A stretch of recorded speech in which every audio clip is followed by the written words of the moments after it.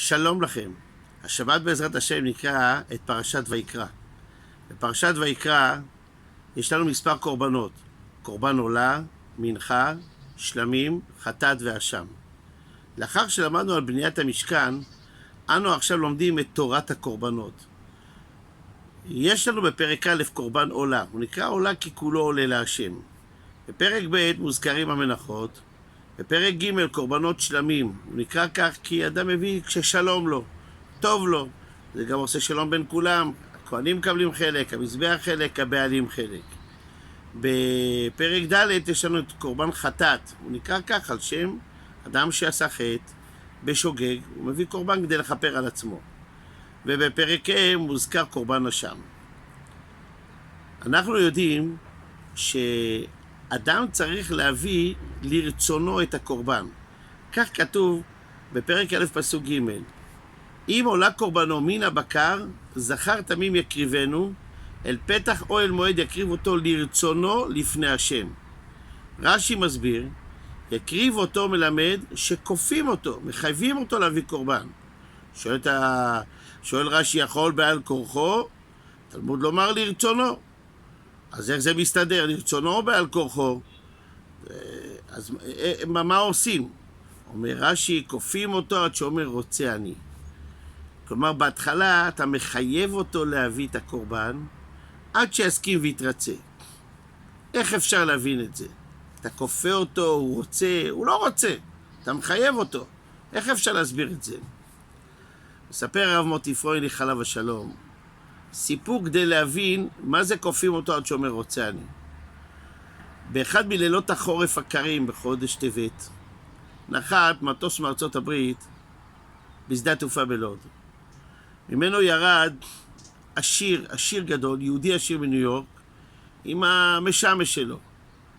הם נחתו בשתיים בלילה, יוצאים משדה התעופה, ואז העשיר אומר למשמש, ערבית עוד לא התפללנו. אומר לו, טוב, בוא לאיצקוביץ', אשתים לך בבני ברק, להתפלל שם. אומר העשיר, תראה, מחר יש לי פגישות בירושלים, אני מעדיף לנסוע לירושלים. אומר לו, אבל איפה נמצא המנחה? בערבית בירושלים, באמצע הלילה. אומר לו, אל תדאג, יהיה בסדר.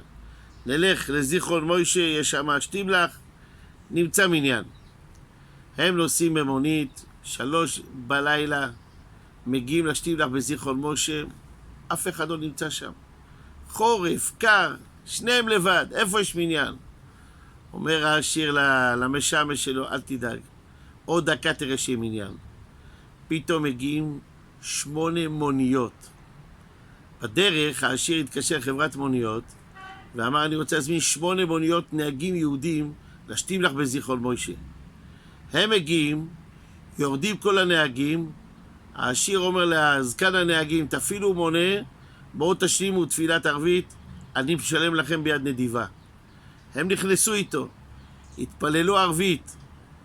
כשגמרו, העשיר הוציא $1,000, נתן לזקן הנהגים ואמר, תתחלקו, זה בשבילכם. הסתכל זקן הנהגים ואמר, רגע, מה אתה רוצה לומר? שאנחנו עכשיו נמכור לך את תפילת הערבית שלנו? אף אחד פה לא מקבל כסף. אף אחד פה לא מקבל כסף. ומעכשיו גם אנחנו נקפיד להתפלל ערבית. הוא אומר, אתה מבין מה קורה פה? לפני כן אף אחד מהם לא התפלל ערבית.